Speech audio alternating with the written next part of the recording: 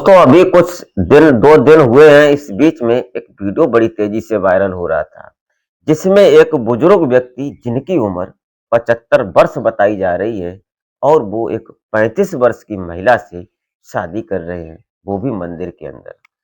इस वीडियो को देखकर मुझे ये ख्याल आया कि क्यों ना इनकी कुछ हिस्ट्री निकाली जाए। तो इसलिए हमने सर्च किया तो पता चलता है कि 75 साल के जो बुजुर्ग हैं, उन्होंने शादी की एक विधवा महिला से, जिसके पास 3 बच्चे होते हैं। और शादी करने के बाद जब सुहागरात होती है और जब सुबह होता है, सुबह कुछ लोग, जो वो पोता उनके दादा थे वो, और जो पोते-पोतियाँ और जो उनकी बहुएँ थीं, आस-पास के अड़ोसी-पड़ोसी, वो उनसे मज़ाक करने आते हैं। हँसी-मज़ाक, हँसी-ठिठोली होती हैं। लेकिन उसी बीच एक महिला ये दृश्य देखती है कि जो ताऊ थे, जो दादा थे, वो तख़्त पर बैठे थे, क्योंकि शादी में बेड तो मिला नहीं था। अभी ऐसे ही शादी हुई थी, जो खर्चा हुआ था, वो उन्हीं ने किया था। लेकिन जो महिला देखती है तख़्त पर बैठे हुए दादा को, और जो उनकी पत्नी थी, वो घर का सारा काम कर रही थी। इसी बीच उस महिला की नज़र पड़ती है कि दादा तो लुढ़क जाते हैं, और जब वो लुढ़क गए, तो वो महिला शोर मचाती है, बोलती है कि देखो दादी, दादा को क्या हुआ? तो बोलती है, क्या हुआ? अभी तो बैठे बच्चों से बात ही कर रहे थे। लेकिन जब वो देखती है, तो फिर कुछ अलग-थलग हो जाता है।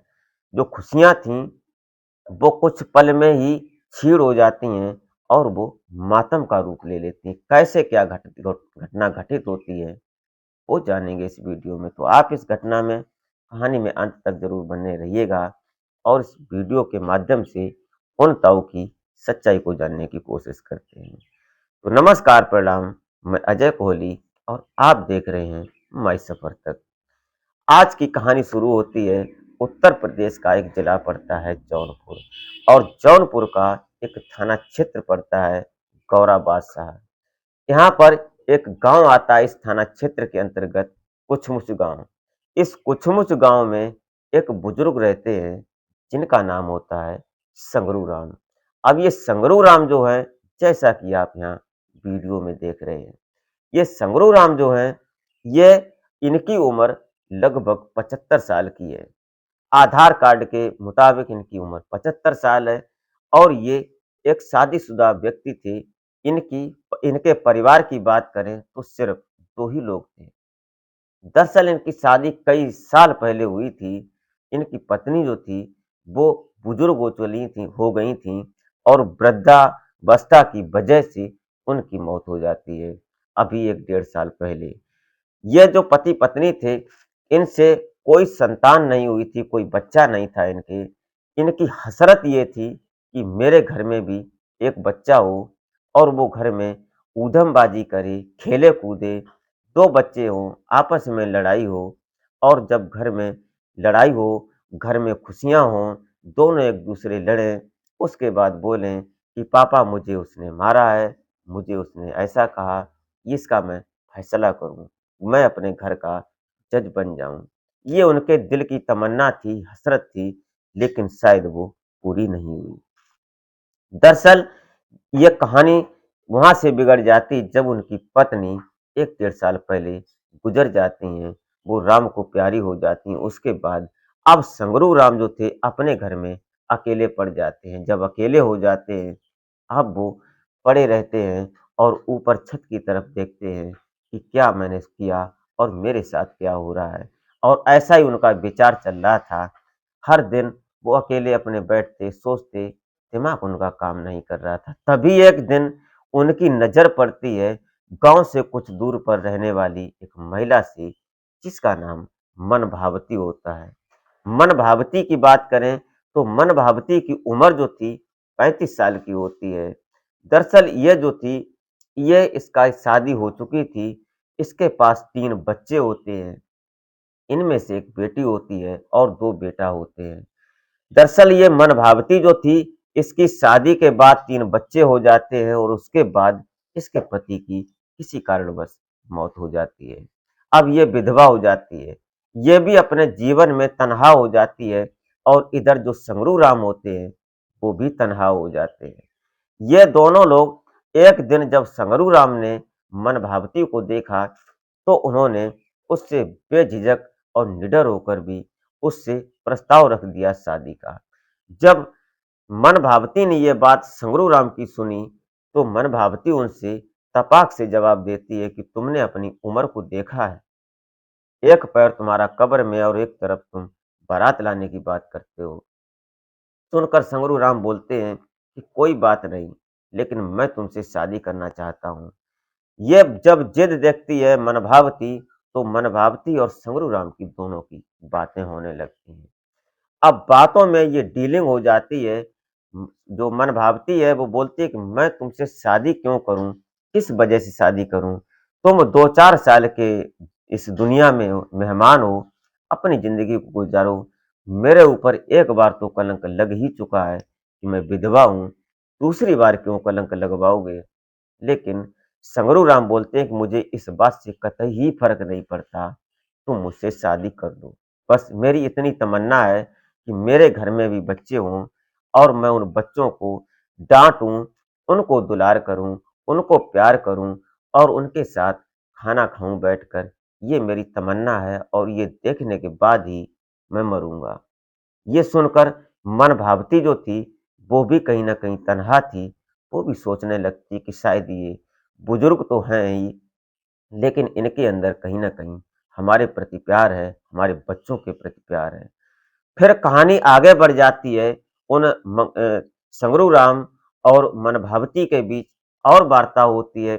अक्सर एक दूसरे से दोनों मिलते हैं और मिलते-मिलते संगरू राम जो हैं मनभावती को अपनी ओर मनभावित कर ही लेते हैं और फिर दोनों में यहाँ तक तय हो जाता है कि जो संगरू राम थे, उन्होंने ये वादा कर डाला मनभावती से कि हमारे पास जो संपत्ति है, उसमें से हम तीनों बच्चों को 1-1 लाख रुपए जमा करेंगे और उसके बाद जो बाकी संपत्ति हमारी बचेगी, जो हमारे पास खेत बचेगा, वो मैं तुम्हारे नाम करके ही जाऊँगा।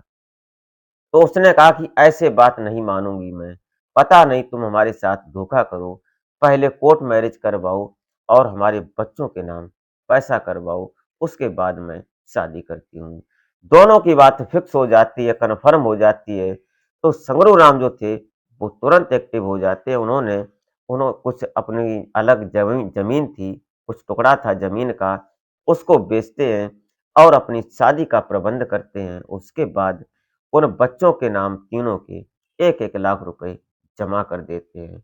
उसके बाद जो उनके पास 2-1 बीघा 2-4 बीघा खेत बचा हुआ था, उसको लेकर उन्होंने जब बात कही अपनी पत्नी से जो होने वाली थी मनभावती, उसको बताया कि ऐसा करो, तुम बताओ अब मैं क्या कर सकता हूँ तुम्हारे लिए। तो जो मनभावती थी, उसने संगरू राम से बोला कि चलो पहले कोर्ट मैरिज करते हैं, उसके बाद मंदिर में शादी करते हैं। कोर्ट मैरिज हो जाएगी तो बात कन्फर्म हो जाएगी, क्योंकि जब तुम नहीं होगे तो तुम्हारे पाटीदार जो तुम्हारे हिस्सेदार हैं, वो दावा करेंगे कि ये हमारा भाई था, तुम यहाँ पर आई, 2-4 दिन रही और तुम इसका हक दिखाती हो।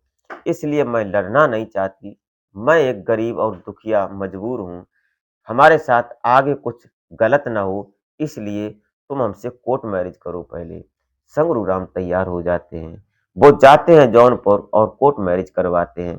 कोर्ट मैरिज हो जाती है, उसके बाद फिर जब घर आते हैं और इधर लोगों को ये चर्चा पता चल जाती है कि संगरू राम 75 साल की उम्र में शादी करेंगे और ये बात सबको पता हो जाती है, कन्फर्म हो जाती है। फिर वो एक मंदिर में जाते हैं और वहाँ जाकर शादी भी कर लेते हैं। जब शादी होती है तो कुछ लोग वहाँ शरारती थे, वो वीडियो बनाते हैं, माला पहनाते हैं, फूल उछालते हैं, वर्षा करते हैं, ये सब होता है, खुशी थी। शाम होती है, घर आते हैं और घर आने के बाद जो तीनों बच्चे थे उनके लिए अच्छे कपड़े आए थे। तो दोनों लोगों ने उनके साथ जो खुशियाँ थीं, जो मनभावती के लिए उन्होंने गहने बनवाए थे, वो सब कुछ था। शाम होती है, खाना-पीना होता है। अब दोनों लोग ये सोचने लगते हैं कि बच्चे सो जाएँ, उसके बाद हम पति-पत्नी का जो धर्म है, जो कर्तव्य होता है, वो निभाते हैं। शाम रात लगभग 10-11 बज जाते हैं, बातचीत होती है अपना बच्चों के भविष्य का, प्लान रचते हैं दोनों पति-पत्नी।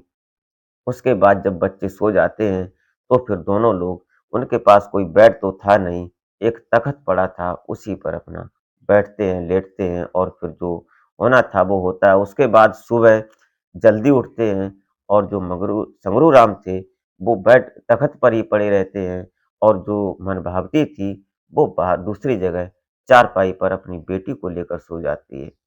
सुबह जब उठते हैं, उसके बाद मनभावती अपना सारा काम करने लगती है घर का और उनके पैर छूकर। उसके बाद जो संगरू राम होते हैं, वो बच्चों को लेकर तख़्त पर बैठ जाते हैं क्योंकि 75 साल के बुजुर्ग थे, शरीर में इतनी कुव्वत नहीं थी। उसके बाद कुछ महिलाएँ आती हैं, जो उनके पोते की बहुएँ थीं, वो हँसी-मज़ाक करती हैं कि दादी कैसी रही रात और क्या हुआ? ये सब बातें करते हैं और दादा से भी मज़ाक करती हैं मुँह झाँक कर। लेकिन तभी कुछ देर बाद एक महिला उधर से गुज़रती है, वो भी उनसे मज़ाक ही करने के मूड में आई थी, लेकिन वो देखते-देखते जो संगरू राम थे, वो तख़्त पर लुढ़क जाते हैं और जैसे ही वो लुढ़कते हैं, तो वो उसके पास जैसे ही पहुँचती है और पहुँचने के बाद बोलती है कि दादी देखो दादा को क्या हो गया? तो बोलती है कि क्या हुआ? मनभावती अपना काम कर रही थी, चाय बना रही थी, ये वो सब घर में जो काम होता है। वो तुरंत भागकर जैसे वहाँ पहुँचती है तो देखती है कि जो संगरू राम थे, वो आँखें फाड़ कर देख रहे थे लेकिन उनके मुँह से कुछ आवाज़ नहीं निकल रही थी। ये देखकर सभी लोग डर जाते हैं तो उनका एक पड़ोस का रहने वाला लड़का जिसका नाम आज़ाद होता है, वो अक्सर उनकी देख-रेख किया करता था। वो भागकर आता है, उसको बुलाया जाता है, वो आता है, देखता है तो उनको फिर एक झोला-छाप डॉक्टर को बुलाया जाता है। वो आकर देखता है, बोलता है कि इनके पास कुछ है ही नहीं, मैं किस चीज़ की दवा दूँ? ये बोलते तो हैं नहीं। इसलिए उसने तुरंत बोल दिया कि इन्हें जिला हॉस्पिटल ले जाओ, तो तुरंत एक गाड़ी की जाती है और उनको जौनपुर ले जाया जाता है और वहाँ ले जाकर उनको जो सरकारी हॉस्पिटल होता है, वहाँ पर भर्ती किया जाता है। कुछ पल उनकी दवाई चलती है, जो मेडिसिन थी, बोतल ये सब लगता है। उसके बाद कुछ देर बाद वो सपा उठ जाते हैं, वो उठते ही नहीं हैं फिर कभी। ये देखकर मनभावती रो-रो कर बिलखने लगती है। लेकिन वहाँ कुछ लोग जब उनकी डेड बॉडी को घर लाया जाता है, तो परिवार के लोग उस पर तंज कस रहे थे कि ये महिला ने हमारे भाई के साथ गलत किया है, हमारे चाचा के साथ गलत किया है, हमारे दादा के साथ गलत किया है। इस तरह की वहाँ चर्चा होने लगती है, लेकिन मनभावती दिल से रो रही थी। उसने कहा कि मैं जैसी थी, वैसी ही रह गई। शायद मैं कितनी अभागन हूँ। क्या पल और क्या खुशियाँ मैंने सोची थीं, वो कुछ नहीं हो पाया। ये वो तो रो रही थी अपना दुखड़ा और सभी लोग ये इसके कुछ भाव को भी समझ रहे थे। लेकिन कहीं न कहीं उनके परिवार के जो लोग थे वो बोलते हैं कि पहले इसका पीएम होना चाहिए, इनके साथ कुछ इसने गलत किया है, लेकिन ऐसा कुछ नहीं था और फिर जो मनभावती थी, वो रोकर रह जाती है। दोस्तों, क्या मनभावती के किस्मत में ऐसा ही लिखा था? वो आप बता सकते हैं। क्या उन बुजुर्ग ने 75 साल की उम्र में शादी की? क्या उन्होंने सही किया था? लेकिन उनकी तमन्ना जो थी, वो पूरी हो गई। उनके घर में बच्चे भी थे और पत्नी भी थी और उसके बाद वो राम को प्यारे हो जाते हैं। दोस्तों, ये रही घटना, ये रही कहानी। आप क्या सोचते हैं? अपनी राय कमेंट में ज़रूर लिख सकते हैं। इसी के साथ आप मिलते हैं फिर नेक्स्ट वीडियो में, तब तक के लिए जय हिंद।